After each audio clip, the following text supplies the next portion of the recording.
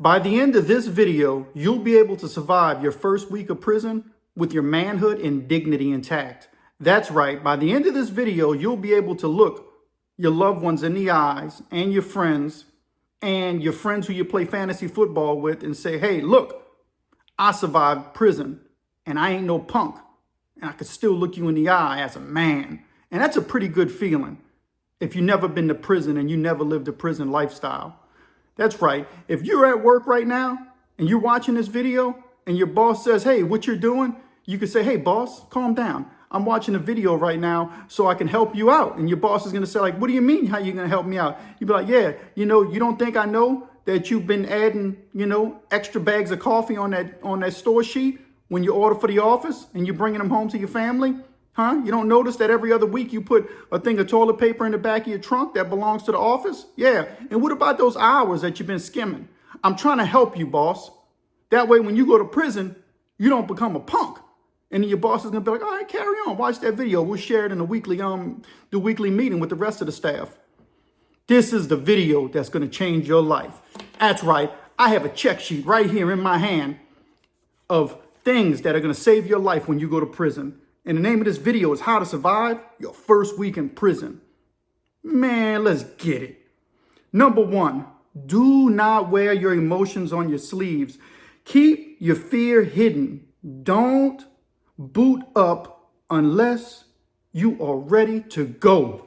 What does that even mean? That means if you're scared, don't show the inmates around you that you're scared. If you walk around like this, like a little church mouse, oh no, I'm so nervous. Everybody's going to see it. You're raising a red flag that says, hey, come over here and take my manhood. Come take my booty. You can put a finger where I don't want a finger put. And this might sound harsh, but this is the reality of how it goes down in prison.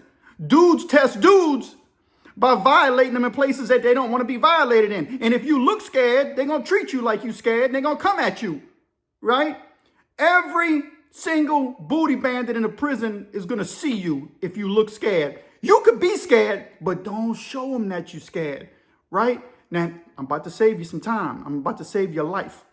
Just because you're scared don't mean you have to show you're scared. But also, don't go to the next extreme and act like you the mean dog, you know what I mean, on the block and that you could beat anybody comes in your way. In other words, you walk down the block with your chest poked out like this, you know what I mean? Like you weigh, 350 pounds and you the biggest dude there is, you know what I mean? And you really about $120, you know what I mean? Them dudes are going to recognize that too and say, man, who he thinks he is.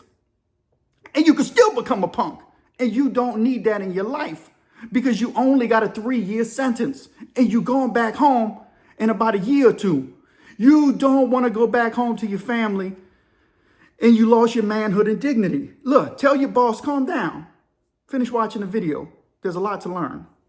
The next thing you need to do is just mind your business.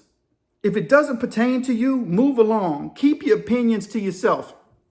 You think in prison, you're going to share your opinions or your opinions, and that's it. Because if you start sharing all your opinions, you know what I mean, with everybody on the block, it only takes one person to think to themselves, oh, he a friendly Bob. Yeah. You don't want to be no friendly Bob. And when you start sharing your thoughts about any and everything, you start giving intimate information about yourself out. Don't share information you don't need to share.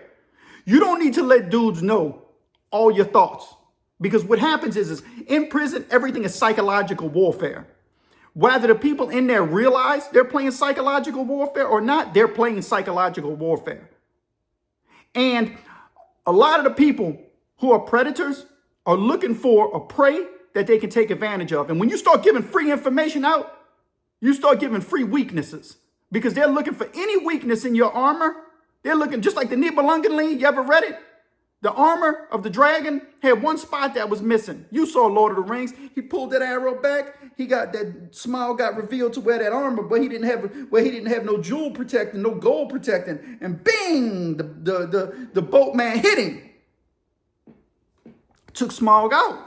The baddest dragon on the block. And you ain't even a dragon. You know what I mean? You're a treasure troll. And if you're a treasure troll, you can't act like a fire-breathing dragon. So don't give your information out. Keep your business to yourself because they're looking for a weakness. They're looking for, you know what I mean, a crack in your armor so they can take advantage of you. So it's best just to keep your opinions to yourself. Keep your thoughts to yourself.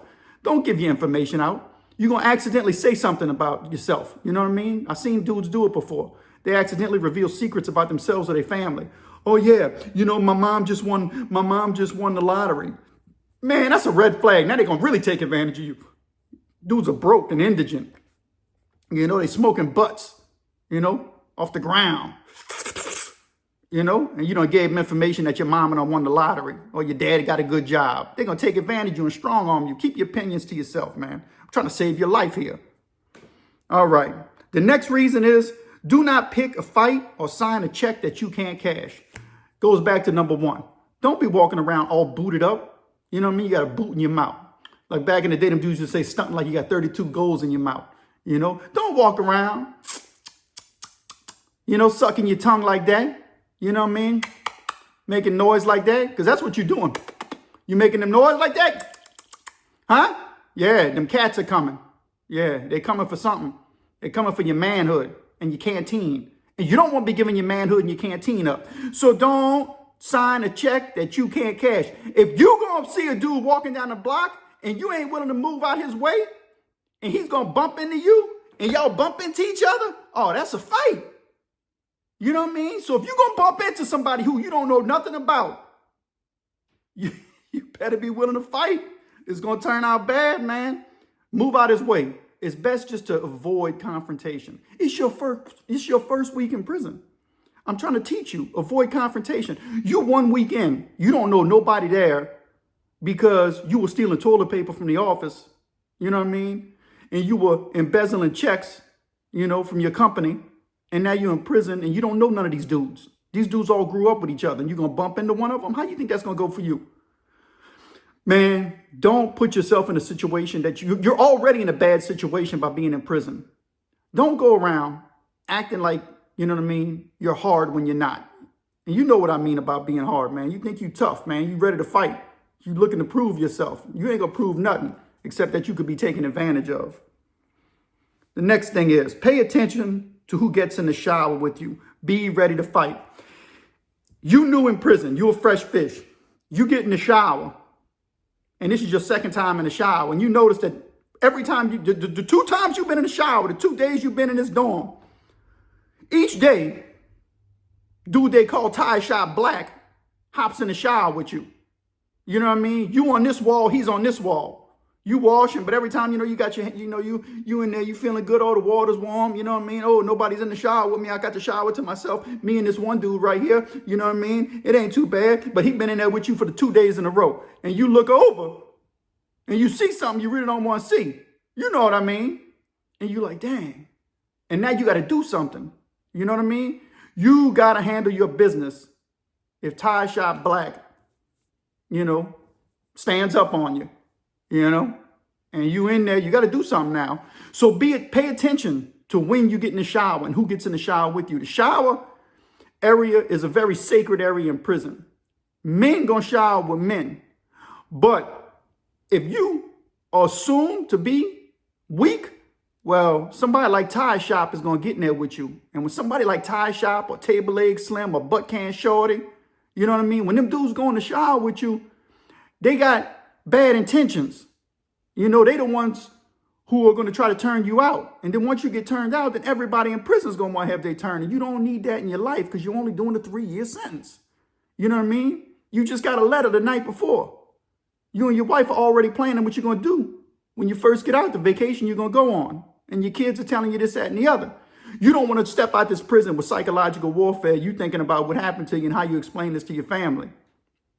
So if you get in the shower, pay attention, man. A lot of bad things happen in that shower.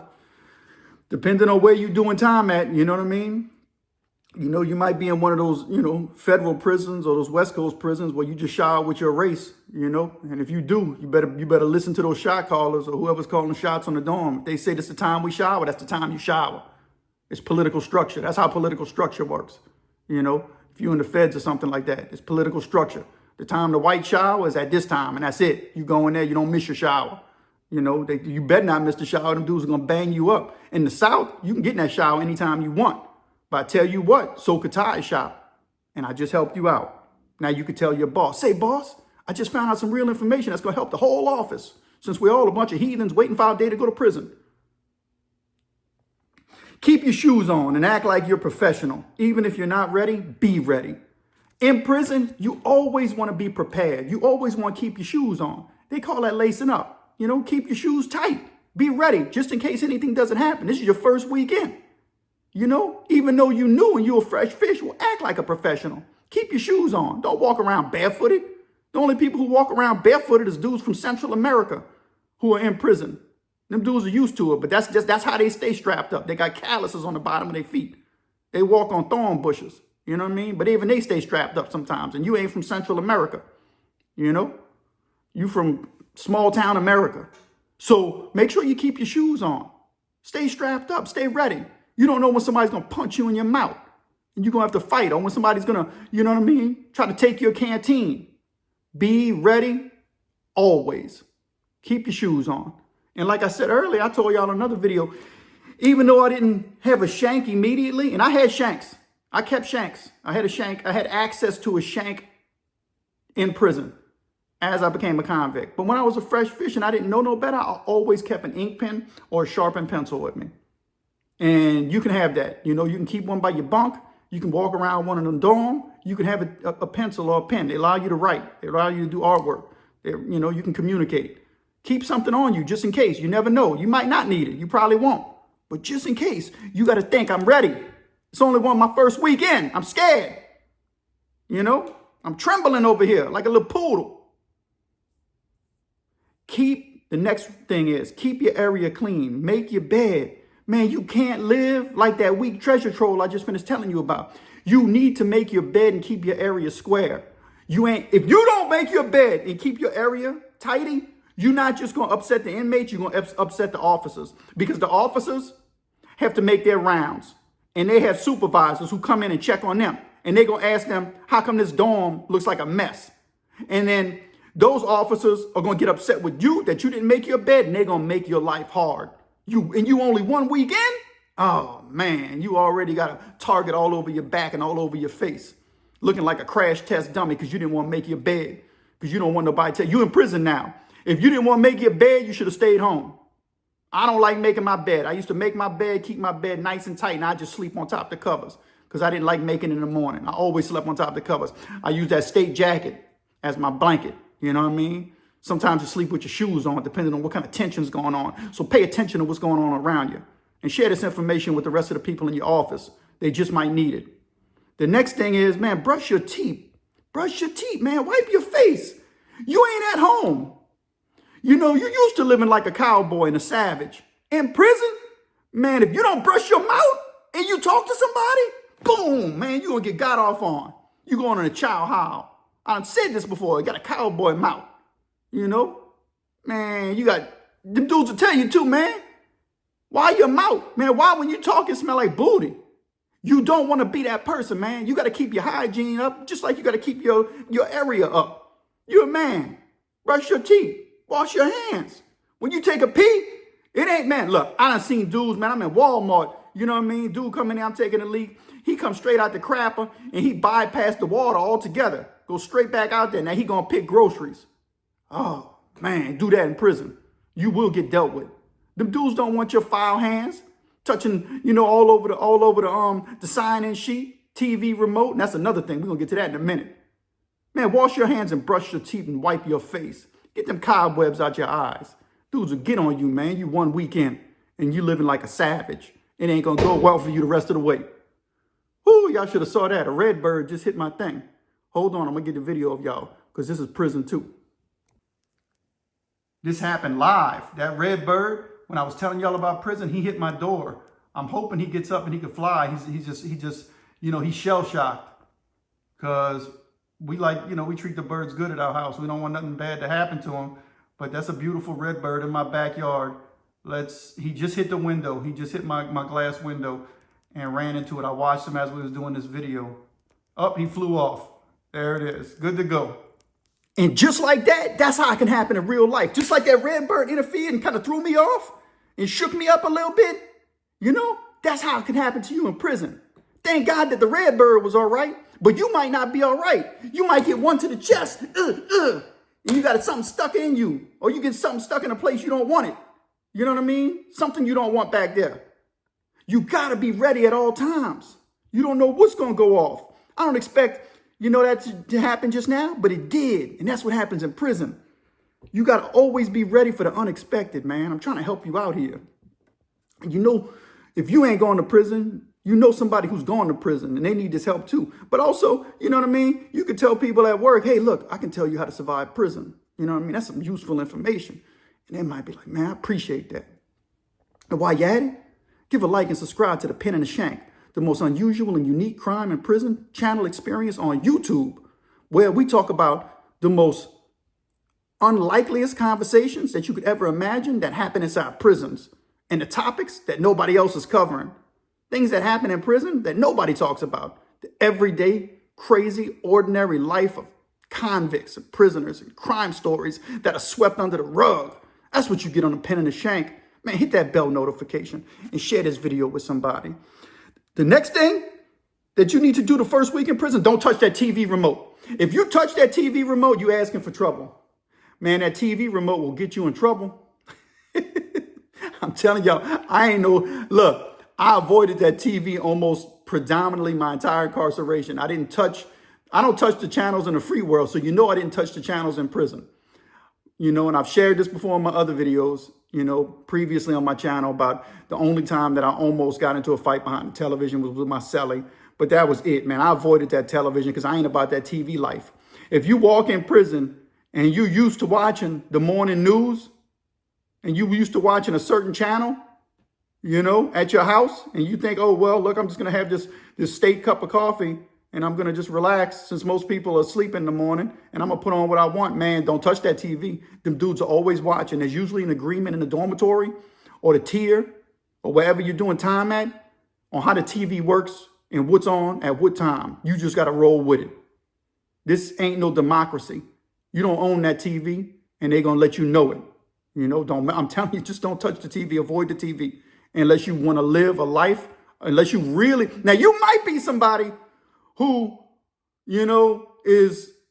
knows how to fight and you really about that and you care about that TV. Well, I guess then you could put it in level. But most people ain't about that life. So just avoid the TV. The next thing, this is the most important one because this is going to happen to you in your first week in prison. Do not eat the Snickers bar or honey bun that you find on top or underneath your pillow. It's a trap. You ever seen Star Wars, right? Where the Mar Calamari General Akbar, he said, it's a trap. It's a trap. You know the thing. Don't eat that honey bun. It's a trap. Because as soon as you eat that honey bun, you're going to find a letter. There's going to be a letter. And you're going to see the letter and you're going to be like, huh. And it's going to be a little something written. And you're going to be like, it's going to say, dear so-and-so, this is for you. Enjoy it, man. I'm looking out for you. You know what I mean? Or there might not be a note. The note is that once you eat it, they're going to come up to you and be like, say you enjoyed that honey bun. And you're going to be like, yeah, the honey bun was pretty good. They were like, yeah, I need to get that back with you. And you can be like, yeah, I put one on the store sheet. They're like, I don't want the one that's on the store sheet. I want the one that you ate. And you can be like, how you get the one that I ate? They be like, yeah, I need that back. They basically want the regurgitated honey bun that's in your belly from your backside. That means they want to do that with you, right? That's another thing, man. Listen, you don't have to know how to fight to fight. It's mandatory. Just get it over with. So if the dude asks you back for that honey bun, he wants your honey buns. So you got to start fist fighting and fight quickly and handle your business. Because if not, then you're going to spend the next year and a half on that 3-year sentence as his punk. So you might as well fight or don't eat the honey bun. Take the honey bun and throw it on the ground. You know what I mean? Or bring it to the front of the tier and set it on the table and just forget that it existed. Don't take the bait. It's bait. It's like when you're fishing, they tossing bait out there. Them booty bandits are playing with bait. They might put a Snickers bar one day. Snickers didn't work. Honey bun the next day. You might be a dope fiend and you want them cigarettes and you're indigent. Ain't got no cigarettes because your family don't love you no more. Because you know what I mean? You're doing that 3-year sentence because you know what I mean? What you did was wrong and they told you not to do it and you need something to smoke. Dude put a pack of cigarettes under your bed, under your pillow. Now you smoking. He want that same smoke back. He want that same tobacco back. You know, so they'll try different things. Don't take the bait when it's placed underneath your pillow. Put it at the front of the tier, or just toss it, you know. Or you can make a statement. You could be about that and say, whoever did this, step up. And everybody's going to know. And then you fight and handle your business. You bat him in his mouth. You let him know who he was. And the last thing, and the most important thing to do to survive your first week in prison, don't go underneath the bunk with a punk.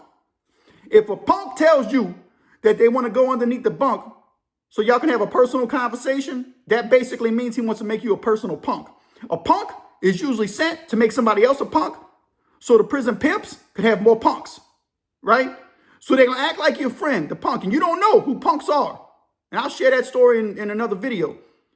When I first made it to the worker cell block at 19 years old, I was friends with punks and I didn't even know because I didn't know they were punks. They looked like dudes. I'll tell you that story later, you know. Give me a like and subscribe to the Pen and the Shank. Like I said, the most unusual and unique crime and prison channel experience on YouTube, man. Don't go underneath that bed. Don't go underneath that bunk with no punk. Because they're going to take your manhood from you and you're going to go home, you know what I mean, with your cheeks taken, and you don't need that. You still want to survive. These are basic rules of survival for prison. Now you can tell your boss you're ready for the office meeting, and you can share what you just learned to the rest of the staff, all your coworkers, and you could tell them, you know what I mean, what a professional you are. And you're going to go in a man, and you're going to come home a man. Man, let's get it. Like and subscribe.